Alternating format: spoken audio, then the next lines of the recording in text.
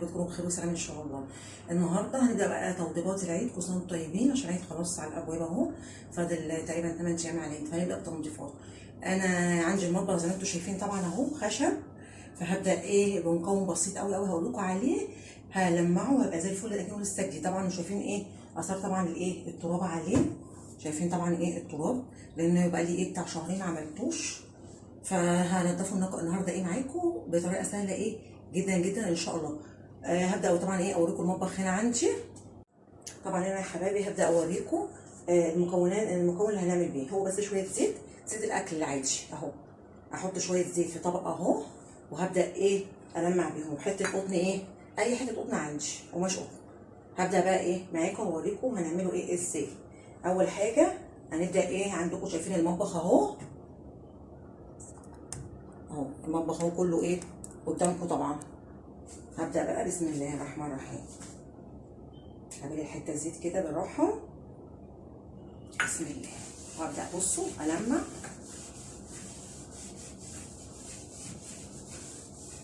شايفين يا حبايبي طبعا دلوقتي انا بعمل الحته اللي تحت دي معاكم. بعد كده الاماكن اللي فوق دي هبدا هطلع على الكرسي عشان السلم بتاعنا مكسور، فهطلع على الكرسي مفيش مشكله. برده هبل هنا بالراحه زي ما انتم شايفين بزيت كده، عامل الرواتب اللي تحت. بصوا شكله عامل ازاي، يبدا بصوا بدا يدي لمعه جميله معانا ازاي. طبعا الاول انا مسكت حته الاول لمعته من التراب اللي فيه،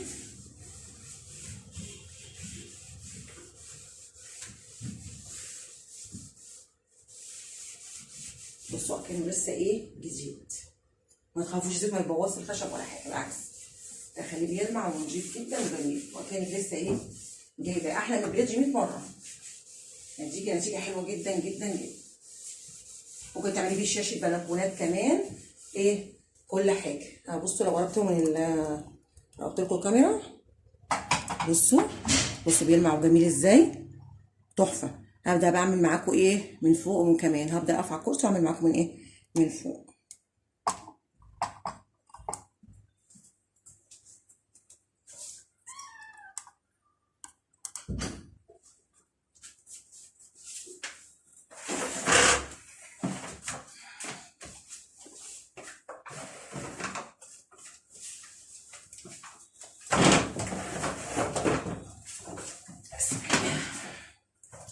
طبعا هنا وقفت اهو على الكرسي، هبدا برضو بالراحه كده وتلمعي المطبخ كانك لسه حاجتي جايبه جديد اهو.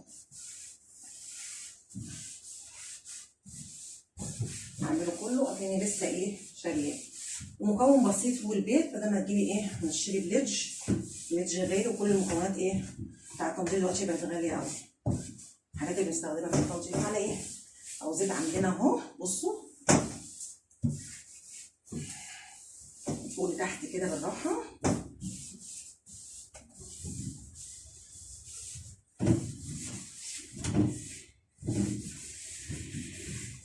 زي الفل وبيلمع كانه لسه جديد.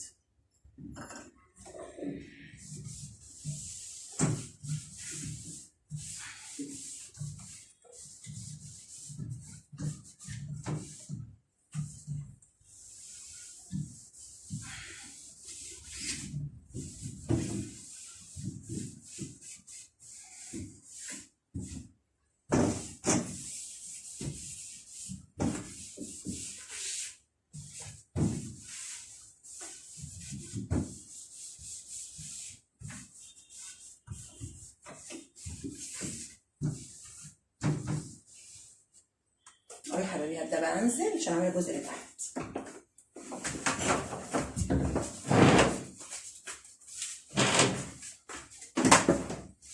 طبعا الجزء اللي عندي تحت اهو هبدا برضو اعمله الادراج اهي بالراحه كده. بصوا بتلمع جميله ازاي معايا.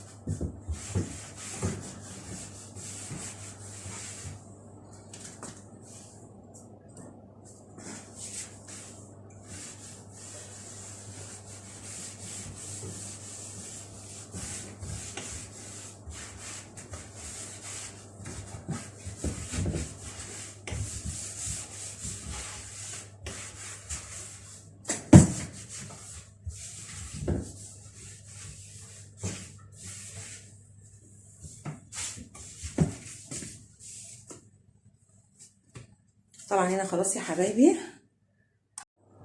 طبعا هنا يا حبايبي خلاص هبدا اشيل الايه الحاجه اللي انا استخدمتها خلاص اهو. هو ده اوريكم بقى المطبخ.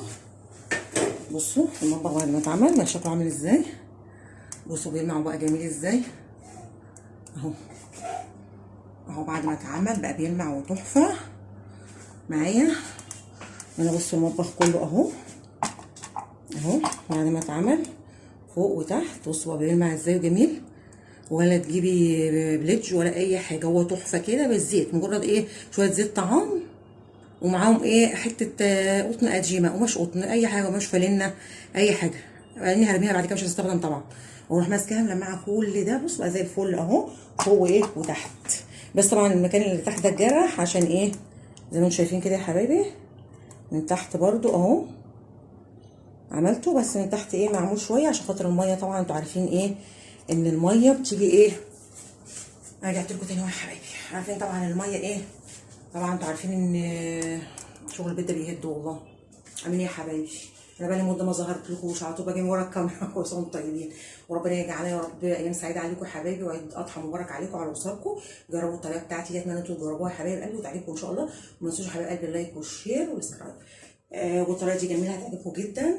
هي مجرد بس زيت طعام ومع حته قطن قديمه مش قطن، وتروحي ايه ملمعه بيه بس كده. هديكي معاكي لمعه وجميله. والمطبخ كانوا لسه جايباه جديد وجميل جدا. المطبخ ده تقريبا بقاله 6 سنين عندنا، عشان يبقى لنا 6 سنين تقريبا. بس فنضيف اهو جميل وزي الفل، ما خدش مني 5 دقايق. واتمنى حبايبي انتوا تجربوا الايه الطريقه وتقولي في التعليقات ايه رايكم. واشوفكم على خير يا حبايب قلبي، وكل سنه وانتم طيبين. وما تنسوش يا حبايب قلبي تدعموني، وما تنسوش اللايك. باي باي يا حبايبي، اشوفكم على خير. باي باي.